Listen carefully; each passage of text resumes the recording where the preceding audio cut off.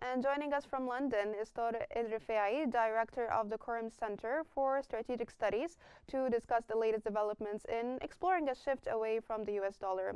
Welcome, sir. Thank you so much for joining us on the Economic Bulletin. And first off, with Ukraine moving closer to adopting the euro, what are the implications of Ukraine's potential euro adoption for the stability and the integration of the eurozone? This actually has been long expected because, as you know, Ukraine is seeking to apply for EU membership and looking for closer ties with the EU. So this is not out of the ordinary.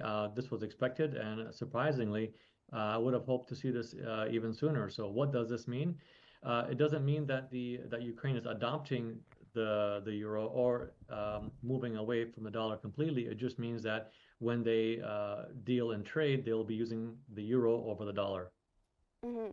Now, building on this, how might Ukraine's potential euro adoption affect the euro's strength and credibility as well as a reserve currency, especially in light of declining confidence in the US dollar? Uh, Initially, of course, or economically speaking, increased use in the euro obviously gives more support for the euro. So, from a euro perspective, this is positive news. For Ukraine, however, the primary reason for Ukraine to do this, like I said, is they are trying to seek EU membership, which I think actually is going to be a very long process. I don't think it's going to be easy.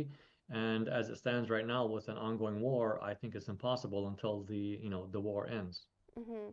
Now, sir, could Ukraine's shift towards the euro accelerate the European Union's push for deeper financial integration, such as a unified capital market or fiscal policy? I see this far on the horizon. I don't see it happening immediately. I would say for the next year or two, and actually beginning from when the war ends, this is when I see more or increased development and Euro cooperation between EU member states as well as Ukraine. Now, in the context of growing skepticism around the dollar, what alternative currencies or blocks could realistically gain traction as global reserve currencies in the medium term? The most prominent one, obviously, is the euro. It's the second most widely used currency in the world.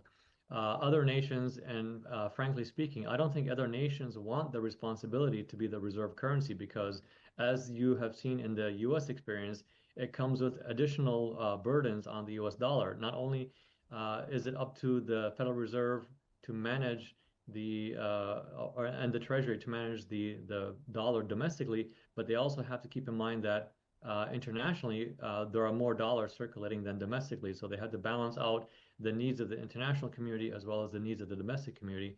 And they do not always align, and this creates friction. So for a currency to seek to be the dominant currency or global currency, I don't see this happening anytime soon.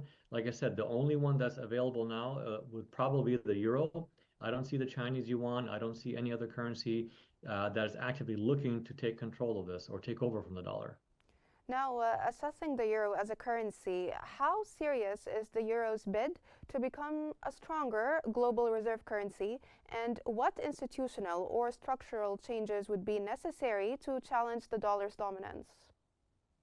Without a doubt, the euro from its inception is trying to get as many members as possible. As we know, I mean, there are over 27 member euro countries or eurozone countries. However, not all of them are using the euro. So the first step would be to have them use the euro. And of course, any other country that would like to adopt the euro or be part of this trade bloc will be positive for the euro. What does this mean in the short term? And I think you also mentioned the integration of capital markets. Eurozone countries, we already see this. However, countries that are not Euro, that are in the euro or EU, sorry, but not using the euro, this is an opportunity for them to also be more closely integrated. Countries such as Ukraine that are applying or in the early stages, I think this is far off. Now, sir, with the investors beginning to diversify away from US assets, could the euro realistically challenge the dollar's reserve status in the near future? Uh, I think it could offer some challenges in the near future. And there's a misconception here on, currency taking over or becoming a dominant currency. In order to become a dominant currency or a currency of choice, they must have, number one, deep capital markets and deep liquidity, especially in the treasury and the debt market.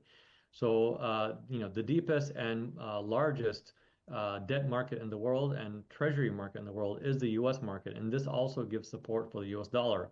The Mhm. euro, of course, they have euro denominated debt and they have a very vibrant and active debt market. So, yes, I see the euro offering a strong challenge to the dollar. I don't see any other country with a deep enough and liquid enough debt market to be able to challenge the euro or the dollar. Now, also given the ballooning US deficit and rising debt servicing costs, what long term impacts might this have on the US economy and the dollar's global role? As we see, and as we saw recently, from the beginning of this year, the dollar has declined against the major currencies.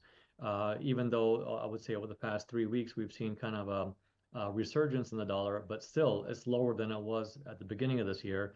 And of course, there are a lot of things that take into play that would affect this. Number one is how long are these tariff wars going to last and trade wars? The longer they last, the more pressure it is on the dollar. And I see this as a negative for the dollar because, of course, capital markets and investors want to see smooth operating financial markets, smooth operating trade. And I think, this will give more support for the dollar. However, given the current climate, I see higher fluctuations and volatility in this market. And I think the pressure is on the dollar to the weak side. And of course, whenever we see a weaker dollar, we see more pressure on. And as we see today, talk of is there going to be a currency replacing the dollar? Is the dollar going to fall out of the dominant spot anytime soon? So, of course, it's in America's best interest to have a stable dollar and, of course, a relatively strong dollar.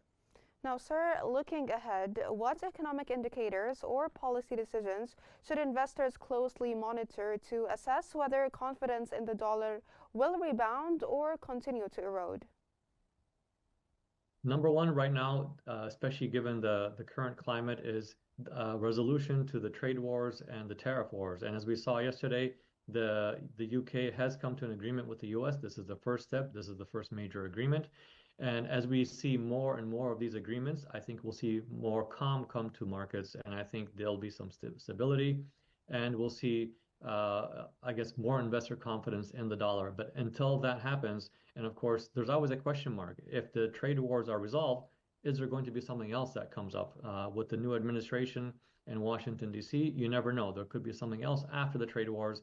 But of course, this is always on investors' concern and investors' mind. From London, that was the director of Qnews Center for Strategic Studies, Tariq Al-Rifai. Thank you so much for your insights and for joining us here on the Economic Bulletin.